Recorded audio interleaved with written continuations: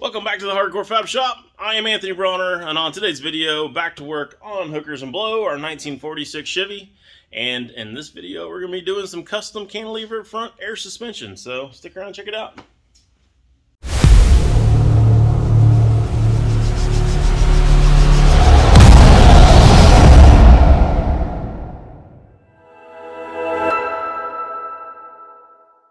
So a bunch of you stuck around to the end on our last video and you got to see the sneak peek of our wheels and tires that just came in. So I got those stuck up there, and there was actually some questions and some concerns about whether I was going to have good turning radius and all that kind of stuff on the front of here. So I wanted to clarify some of that stuff up for you guys real quick, especially now that everybody else is going to be seeing it too. The front axle is actually full width in this thing. I left it the exact same size as what it was underneath the front of the full-size Chevy. So my table is only 5 foot wide, so there's obviously no way that I could mock this up where it needs to go out there to be the full width of like it would be underneath the stock truck. So this is just kind of as close as I could get to be able to give you guys a side profile view of what the truck's going to kind of look like when it's all said and done. And we're kind of at the same point at the back there as well. It's definitely going to have duals on the back of it, but the rear tire that's out there right now is probably going to be about flush with the edge of the cab is where I'm thinking it's going to land. And then our next bud wheel that's going to be outside of that is going to be completely off the table. So there's no way that I can mock that up as long as it's on the table. So we'll be doing that when it gets down to the ground. No big deal there. So I want to show you guys this too. This is my headlight. Same headlight came with the truck. I'm going to try to fit it right about up in there somewhere too. You guys got a very good view of that. The tire's probably all in the way. Let me move you. Oh, earthquake.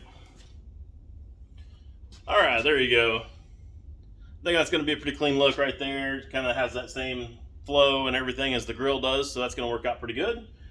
And it's going to help kind of cap off some of this along the edge of that as well too.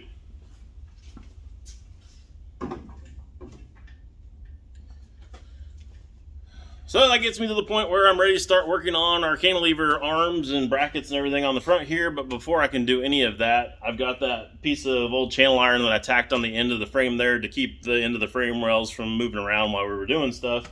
That's in the way now.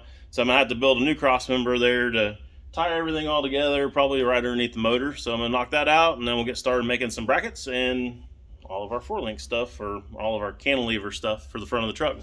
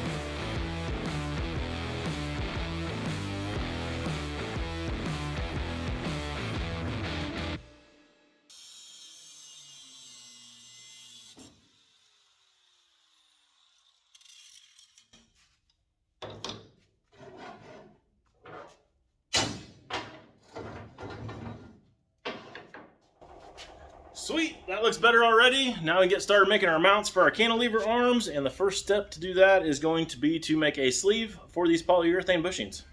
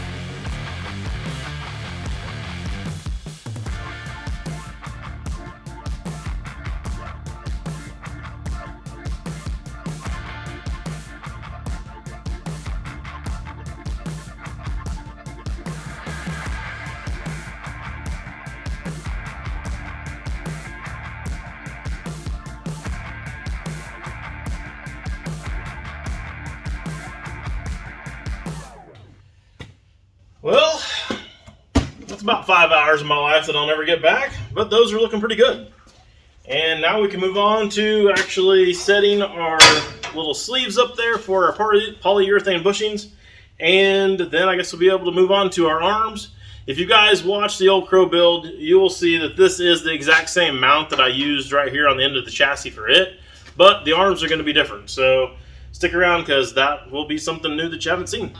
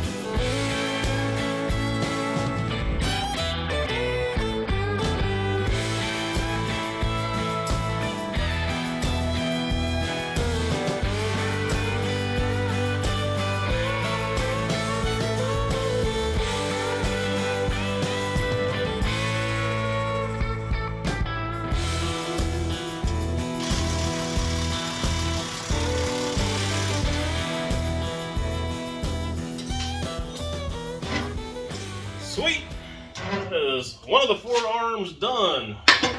I'll show you here with the bag in place. These things take forever to build. By the time you lay everything all out and get everything lined up and then weld it out and ground, you got a ton of hours in this stuff. You can see here that it's a different design because the fact that the arm is moved so much closer to the engine, there's no way that I could actually mount the shock on the back of this arm. So I'm going to have to move the shock probably inboard here. I think I'm going to end up mounting it to the core support. I think that'll work out just great. So we'll have to see how that plays out though in the end when I get time to be able to work on the core support stuff. But that'll have to be another video, of course, along with the rest of these parts for the front end. I guess that's going to stay there, so that's cool. Because today is 4th of July, and if you guys are watching on today, 4th of July, happy 4th of July to you if you're here in America. And I've got some family obligations that I have to go to here in a minute, so I'm going to have to cut this video off and go home and get this posted for you before all of that. So this is about as far as we're going to go today. Part 2 will definitely have everything else all finished up here, axle mounted, the whole 9 yards, so be looking for that, and that'll be our next video that comes up. Now before we go, I do want to give another shout out to another deserving YouTube channel. This one is called Make It Custom. Now you guys are going to go over there and check this guy out because he is doing some badass metalwork stuff over there. And I don't say it very often, but I'm pretty darn impressed. He is definitely making a name for himself for sure, and he's a little bit younger guy, so when he gets to be an older guy, he's going to definitely be a legend in the game. So you guys are going to want to start following him now so that you can say that you've been following him the whole time, right? So go over, check him out, give him some love, of course. Hit the like, hit the subscribe, Make It Customs. And I guess that's about all I got for you guys in the video today. Wait, one more thing before you go. The wife is still wanting to give away a t-shirt at the 7,000 subscriber mark, and we missed it by just a few on this last video. So it is definitely going to happen as soon as I post this video, without a doubt. So you're going to want to subscribe, and you're also going to want to comment in this video down below because she is picking the winner from the comments down below. So make sure that you do that. Just leave something down there. It doesn't really matter what, and you'll be eligible to win a t-shirt. And it could be one like this, Hookers and Blow OG t-shirt, or any of our other t-shirts on our Teespring store. So go over and check those out. Pick out which one that you want so that when you win, you'll know which one you want to order. All right, now that's all I got for you on this video.